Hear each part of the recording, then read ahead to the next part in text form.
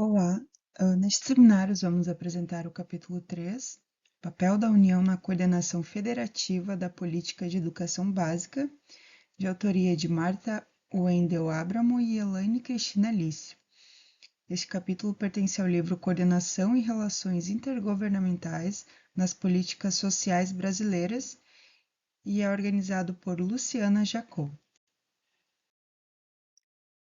Este é um trabalho da disciplina de Economia do Setor Público, ministrada pelo professor Robert Iturrié Ávila, do curso de Ciências Econômicas da Universidade Federal do Rio Grande do Sul, produzido e apresentado pela aluna Eliane Soares e pelo aluno Cícero César Pinheiro.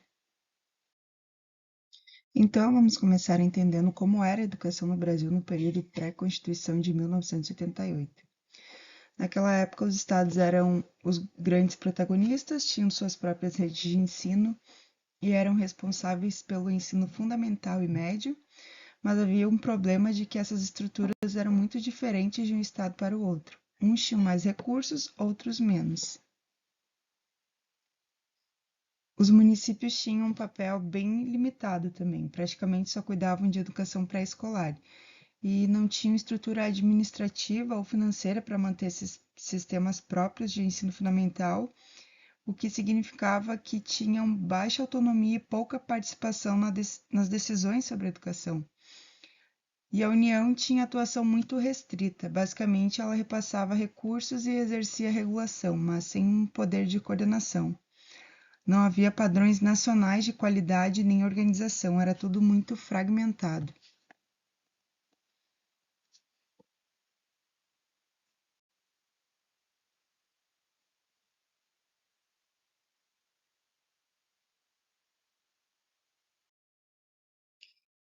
Os resultados disso foram desigualdades acentuadas entre regiões, pois locais mais ricos ofereciam educação de melhor qualidade, com mais acesso, e regiões pobres dependiam de recursos estaduais que eram insuficientes e sofriam também com a falta grave da distribuição e gestão educacional.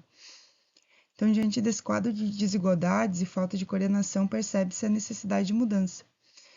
Então, o que motiva a mudança? Em primeiro lugar, a necessidade de universalizar o acesso à educação básica, ou seja, garantir que todas as crianças e jovens estivessem na escola, independentemente de onde morassem.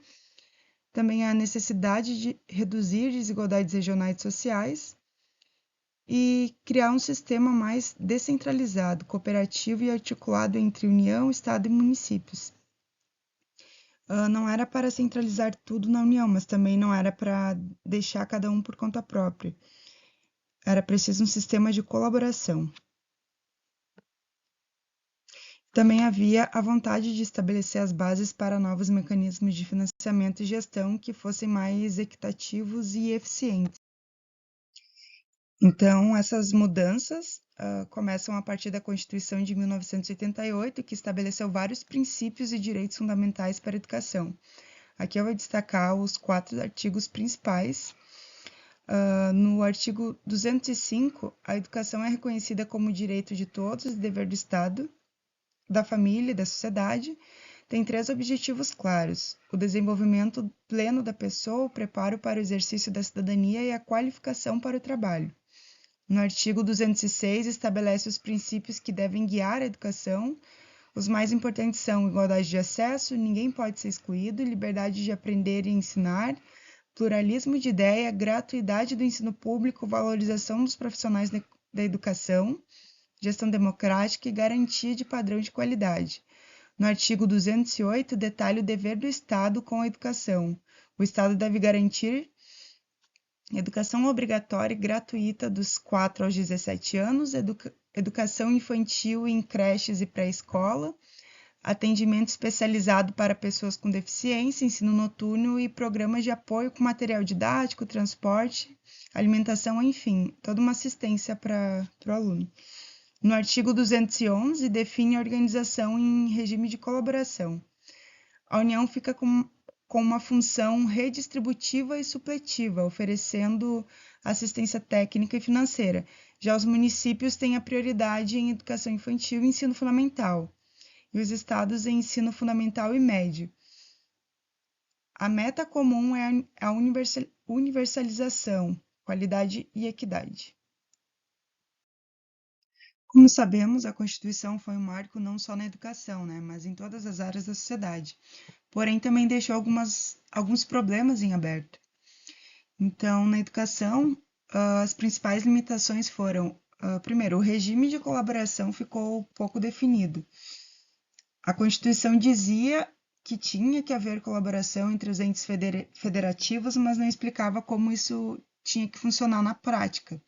Faltavam detalhes de como se coordenar. E também competências foram descentralizadas, mas sem uma coordenação clara.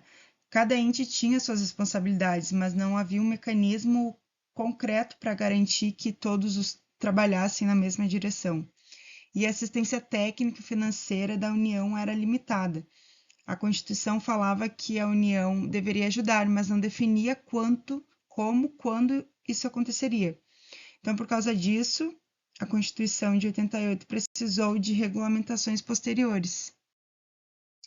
E o objetivo desse capítulo é justamente entender como o papel da União na educação evoluiu, passando de um papel subsidiário para um papel central de coordenação. E para entender essa evolução, o capítulo destaca vários marcos importantes. Esses marcos mostram uma trajetória de fortalecimento crescente na coordenação federal. Então, aqui a gente vai falar dos principais. Então, para explicar essa evolução federativa, a gente divide em dois períodos distintos que são marcados por duas emendas constitucionais principais. O primeiro período é marcado pela Emenda Constitucional número 14, de 1996, que traz a universalização do ensino fundamental via Fundef. O segundo período é marcado pela Emenda Constitucional número 53, de 2006, que traz a expansão da educação básica via Fundef. Antes de entrar nos instrumentos, é importante definir o que é a coordenação federativa. Então, coordenação federativa significa o modo como União, Estados e municípios trabalham juntos, cada um com suas responsabilidades específicas para garantir que as ações educacionais tenham coerência e funcionem de uma forma integrada. Cada ente tem competências definidas. A União coordena nacionalmente, ela define as diretrizes gerais, cria as políticas nacionais, oferece assistência técnico-financeira e monitora os resultados. Os estados organizam e apoiam os municípios, cuidam principalmente do ensino médio, articulam as políticas regionais e garantem o cumprimento de padrões. Já os municípios executam a maior parte das políticas educacionais, são responsáveis pela educação infantil e ensino fundamental, ficando mais próximos das comunidades. A coordenação, portanto, não é centralizada. Agora vamos ao primeiro período, que é marcado pela Emenda Constitucional número 14, que traz os fundamentos normativos da coordenação federal. Essa emenda traz definição de responsabilidade dos 3 níveis de governo, a União como responsável por equalização e qualidade mínima, a distribuição de recursos proporcional às matrículas e também a criação do Fundef para o ensino fundamental.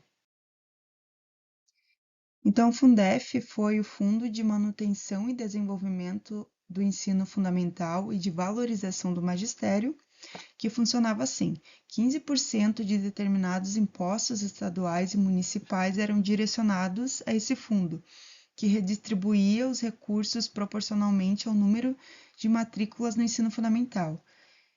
E se algum estado ou município não atingisse o valor mínimo por aluno, que era definido nacionalmente, a União complementava.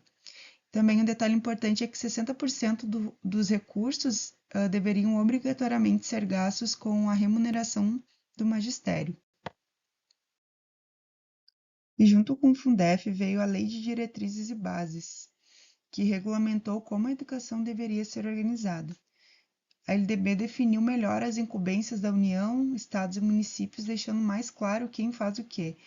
Explicitou o papel coordenador da União não só como pagadora de contas, mas como liderança nacional, introduzindo o conceito de educação básica como unidade, educação infantil, mais a educação fundamental, mais ensino médio, sendo esse um percurso integrado. Incorporou a ideia de padrão mínimo baseado em custo-aluno. Aliás, custo-aluno-qualidade, ou seja, preciso investir um certo valor por aluno para garantir condições mínimas. E depois veio o Plano Nacional de Educação, que foi de 2001 a 2011. Ele trouxe um diagnóstico muito rico da educação brasileira e estabeleceu as diretrizes e metas detalhadas para os próximos 10 anos. Mas teve um problema. Faltaram os mecanismos de financiamento garantido.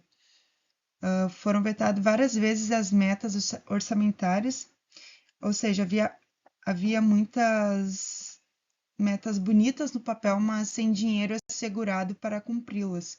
Isso esvaziou o PNE como um instrumento de coordenação. E mesmo com muitas limitações, as mudanças do primeiro período trouxeram resultados muito importantes, como a expansão de matrículas, onde o ensino fundamental passou de 90% de cobertura em 95% para quase 95% em 2006, especialmente em regiões mais pobres. A municipalização acelerada, onde os municípios aumentaram sua participação nas matrículas de 32% em 95% para 50% em 2006, ganhando autonomia e poder de decisão. A valorização dos professores, a obrigação de investir 60% em salários elevou significativamente a remuneração e valorizou a profissão docente em várias regiões. E também a redução de desigualdades regionais. A União repassou complementações significativas para os estados e municípios pobres, reduzindo diferenças educacionais. Previsibilidade de recursos, que com regras claras e automáticas, gestores educacionais conseguiram planejar com segurança. E padronização nacional, que estabeleceu um valor mínimo por aluno em todo o país, permitindo comparações e maior transparência. Olá a todos, vamos dar continuidade ao nosso seminário, entrando agora na análise do segundo período histórico descrito no texto. Até aqui vimos como os anos 90 foram marcados pela descentralização, a União passou a responsabilidade para os municípios e saía de cena. Porém, a partir de 2006, observamos uma virada de chave fundamental. Com a aprovação da Emenda Constitucional número 53, inicia-se uma fase de ampliação do espaço de coordenação da União. Isso significa, na prática, que o governo federal percebeu que apenas repassar a bola para os municípios não estava resolvendo o problema da desigualdade regional. Era preciso, então, voltar ao jogo, não para centralizar, mas para poder coordenar e financiar. E o instrumento central dessa virada é a substituição do antigo Fundef pelo atual Fundeb. Pode parecer apenas a troca de letras de F para B, mas a mudança estrutural ela é imensa. A gente consegue analisar os três principais pontos, que seriam, em primeiro, a abrangência. Então, o fundo anterior ele focava exclusivamente no ensino fundamental, e isso criou um efeito colateral muito negativo. Os prefeitos fecharam creches e pré-escolas porque elas não davam dinheiro do fundo. O Fundeb, então, ele corrige isso, abrangendo toda a educação básica, da creche ao ensino médio. Outro ponto importante são as receitas. O volume de recursos ele aumentou. A cesta de impostos estaduais e municipais vinculadas ao fundo subiu de 15% para 20%. E o terceiro ponto, e talvez o mais importante aqui, é o papel da União. No modelo anterior, a União ela só colocava o dinheiro se o Estado não atingisse um valor mínimo por aluno. Era uma atuação bem residual. Com o Fundeb, a União passa a ter uma contribuição fixa, garantida e crescente. Ela se torna sócia do financiamento da educação básica, o que aumenta muito o seu poder de barganha para poder cobrar qualidade. 3 anos depois, então, em 2009, o desafio federativo aumenta ainda mais com a Emenda Constitucional 59. Essa emenda ela alterou a Constituição para poder ampliar a obrigatoriedade escolar. Antes, o Estado era obrigado a garantir vagas dos 7 aos 14 anos. Com a Emenda Constitucional 59, essa faixa expande para dos 4 aos 17 anos. Agora é possível imaginar o impacto orçamentário disso. Então, de uma hora para outra, os municípios precisavam construir milhares de pré-escolas e estados precisaram universalizar o ensino médio para jovens de 15 a 17 anos. Para poder viabilizar isso financeiramente, a emenda trouxe uma vitória histórica para a educação, que foi o fim da DRU, a desvinculação das receitas da União sobre os recursos do ensino. Isso acaba blindando o orçamento do MEC contra cortes fiscais, garantindo fôlego para a União ajudar nessa expansão. Diante de toda essa expansão de responsabilidade de recursos, o MEC precisava de uma estratégia. E em 2007 é lançado o PDE, o Plano de Desenvolvimento da Educação. O PDE ele não é um programa isolado, ele inaugura o que o texto chama de visão sistêmica. Até então as políticas eram fragmentadas, tinham o programa do livro didático, o programa do transporte, o programa da merenda, mas eles não conversavam entre si. A visão sistêmica entende a educação como um todo integrado. A União assume o papel de maestro, tentando articular a educação básica, superior e tecnológica em um único projeto de desenvolvimento nacional. E para poder operacionalizar essa visão sistêmica num país continental como o Brasil, com mais de 5.500 municípios autônomos, o PDE criou uma engenharia institucional baseada em um tripé. Então a gente tem como primeira base do tripé o compromisso todos pela educação, que é o pacto político, é um decreto que lista 28 diretrizes. O prefeito ele adere voluntariamente, assinando um termo, onde diz que ele aceita o desafio de melhorar a educação. O IDEB, então, é a ferramenta de monitoramento, então não é possível cobrar melhoria se a gente não tem uma métrica clara. E o PAR, o Plano de Ações Articuladas, é a ferramenta de gestão e financiamento. É o plano de como chegar lá. A grande sacada aqui é que esses instrumentos amarram as pontas de política, avaliação e financiamento. Agora eu gostaria de aprofundar um pouco no IDEB, pois ele mudou bastante a cultura de gestão política no Brasil. O IDEB ele inovou ao combinar dois indicadores que historicamente eles andavam separados, que é o fluxo e o desempenho. O fluxo referente à aprovação e o desempenho referente à nota na prova Brasil. Por que essa combinação ela é tão importante? Se a gente olhar só a aprovação, a escola poderia aprovar todo mundo sem ensinar nada, só para bater a meta. Se olhássemos só a nota, a escola poderia reprovar os alunos com dificuldade e ficar só com os geniais para poder subir a média. O IDEB, então, ele equilibra isso. Além disso, ele permitiu a criação de metas individualizadas. Cada escola do Brasil sabe exatamente qual nota precisa atingir a cada 2 anos. Isso gera uma responsabilização. A sociedade cobra, o Ministério Público cobra e a União condiciona o apoio técnico ao cumprimento dessas métricas.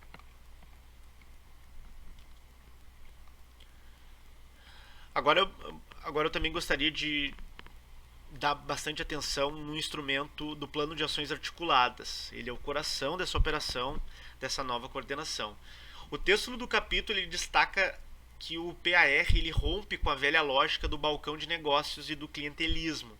Antigamente, como é que funcionava? O prefeito lá ia a Brasília, com o pires na mão, pedia dinheiro para reformar uma escola. Se ele fosse aliado do governo, ele levava. Isso era bastante comum. Então, com o PAR isso muda. O município é obrigado a entrar no sistema informatizado, o CIMEC, e fazer um diagnóstico técnico profundo. Ele avalia 4 dimensões: gestão, formação de professores, práticas pedagógicas e infraestrutura.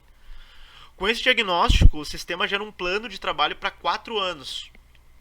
Só com esse plano validado é que a conversa sobre dinheiro começa. Isso induz a profissionalização da gestão local. E uma vez que o plano, o PAR, está pronto, quem é que financia então? Aí entra a assistência financeira da União, operacionalizada pelo FNDE. Para atender as demandas do PAR, a União estruturou o que chamamos de cardápio de programas padronizados. Imagine que o município diagnosticou no PAR que as crianças da zona rural não vão à escola por falta de transporte. Automaticamente, ele se habilita ao programa Caminho da Escola, por exemplo, para receber ônibus. Se o problema é falta de creche, ele acessa o Pró-Infância, que dá o projeto de engenharia e o dinheiro da obra. Então isso gera uma expansão massiva de recursos voluntários, mas agora são recursos direcionados tecnicamente e não politicamente. Então, recapitulando essa engrenagem, pois ela resume bastante o modelo de federalismo cooperativo que a gente tem hoje. Então, nós temos a meta, que é o IDEB, o município ele aceita o desafio de melhorar a qualidade. A gente tem o planejamento, que é o PAR, e o município diz onde precisa de ajuda para poder bater essa meta. E temos o recurso, que é o FNDE. A União, então, ela entra com financiamento e assistência técnica. Então percebam que a União ela exerce seu poder de coordenação não pela imposição, mas pela indução. Ela cria incentivos para que o ente local adote as melhores práticas. E política pública não se faz só com boas ideias, né, mas principalmente com orçamento. Esse gráfico ele ilustra bastante o tamanho do compromisso que a União assumiu. Em 2006, no fim do ciclo do Fundef, a complementação da União era de apenas 400 milhões de reais. Para um país com a desigualdade do Brasil, isso era bem insignificante. Veja como o salto com o novo modelo. Né? Em 2008, fomos para 4,8 bilhões e em 2010 ultrapassamos 9 bilhões. Aqui a gente está falando de multiplicar o aporte federal por mais de 20 vezes em poucos anos. Isso demonstra que a União parou de apenas ditar regras de fato e passou a pagar a conta para poder realizar a redução dessas desigualdades. O autor do texto, os autores, eles analisam esse movimento histórico como uma verdadeira inflexão política. A gente sai de uma postura de desembarque nos anos 90, onde a União tentava se livrar das responsabilidades, para um protagonismo nos anos 2000. O texto utiliza o conceito do Peter Hall sobre mudança de terceira ordem, que basicamente quer dizer que não mudamos apenas os instrumentos de como fazer, a gente muda os objetivos da política, para o que fazer. O foco ele deixou de ser apenas garantir vaga na escola e passou a ser garantir qualidade com equidade. E o que a gente conseguiu com tudo isso? Então, a gente conseguiu vitórias bem expressivas. A quase universalização do ensino fundamental, a expansão das creches e a criação de uma cultura de planejamento e avaliação. Porém, também não podemos ser ingênuos. O texto aponta grandes desafios persistentes e limitações. A desigualdade de aprendizado é uma delas, que ainda é brutal. O sistema ele avançou, mas o aluno rico ainda aprende muito mais que o pobre. E há críticas também sobre a centralização. Muitas vezes o PAR ele traz pacotes prontos de Brasília que ignoram a realidade de um município ribeirinho na Amazônia ou sertão nordestino, por exemplo. Visando o horizonte, não para o futuro, a agenda que fica pendente é a institucionalização do Sistema Nacional de Educação, SNE. Hoje, toda essa colaboração que eu descrevi aqui, ela depende muito da vontade política do Ministério da Educação da época. Se muda o governo, tudo também muda, tudo pode mudar. A ideia do SNE é transformar essa colaboração em lei permanente, criando regras estáveis de pactuação federativa para que a educação não seja política de Estado, seja uma política de Estado e não de governo, para poder garantir isso e que não dependa apenas do governo de plantão, né? Então, finalizando aqui para fixar o que a gente vem tratando aqui, esse quadro ele resume bastante a evolução. Então a gente sai de um primeiro período focado apenas no ensino fundamental e com lógica contábil, para um segundo período sistêmico focado na qualidade e com a União atuando como indutora técnica e financeira. Concluindo, portanto, que houve um amadurecimento do nosso federalismo. Passamos da fragmentação para uma responsabilidade compartilhada. Ainda há muito a fazer para que a qualidade chegue na sala de aula, mas a arquitetura institucional do Brasil hoje é muito mais robusta do que era há 20 anos. O desafio agora é manter esses avanços e consolidar o Sistema Nacional de Educação. Com isso, encerramos o nosso seminário e agradecemos a atenção de todos. Muito obrigado.